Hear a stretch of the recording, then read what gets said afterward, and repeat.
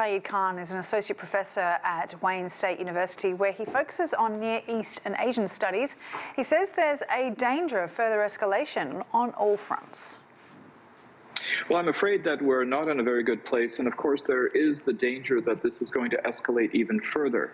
The Biden administration, which arguably would have the ability to rein in Prime Minister Netanyahu, doesn't seem to have the will to do so. And here, as we're approaching the last few weeks of the Biden administration, it does not appear as though there is any real motivation to do so. And it seems as though Prime Minister Netanyahu recognizes this, that he will then perhaps escalate or at least prolong the conflict, including in Lebanon, along with Gaza, until the new Trump administration is inaugurated in the end of January. So I think, unfortunately, we're really not going to see much of a respite occurring there. And Hezbollah's counterattack into Israel has been shocking for many there, but the promise of the Israeli government that this war would be short, that a victory would be decisive and within reach, has not really translated into action. No, not at all. And I think that we see ample evidence, even from, for example, former Defense Minister Yoav Gallant, who, like Prime Minister Netanyahu, has been issued an arrest warrant by the International Criminal Court, former Prime Minister Ehud Olmert, and several other members of the Israeli government and the Israeli media, it needs to be said, have criticized Prime Minister Netanyahu as prolonging this partly for his own political survival and expediency with the number of trials that he is facing.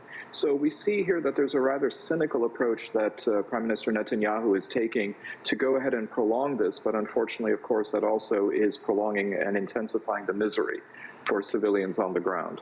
Today's rockets fired by Hezbollah, I believe, went furthest into Israel than ever before. So how significant would you say this is?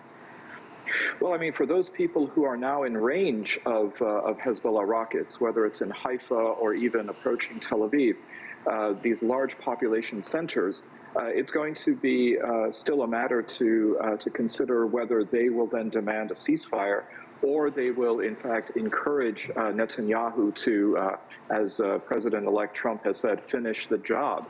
So again, it's really unclear to see what the Israeli public is going to demand and what the government is willing to accept and abide. We've been here before on the issue of the hostages and the ceasefire. Again, evidence demonstrates that it is actually Netanyahu that spurned many ceasefire proposals that had been proposed by Hamas. So here we are yet still with that being an unresolved issue. Meanwhile, the conflict in Gaza continues. The Israeli Air Force dropping bombs on northern Gaza hospital. It seems like dozens are killed every day. What do you think the end game is with Gaza? Well, I mean, it seems from what the prolonging of the conflict is now that it's a matter of total annihilation of Gaza.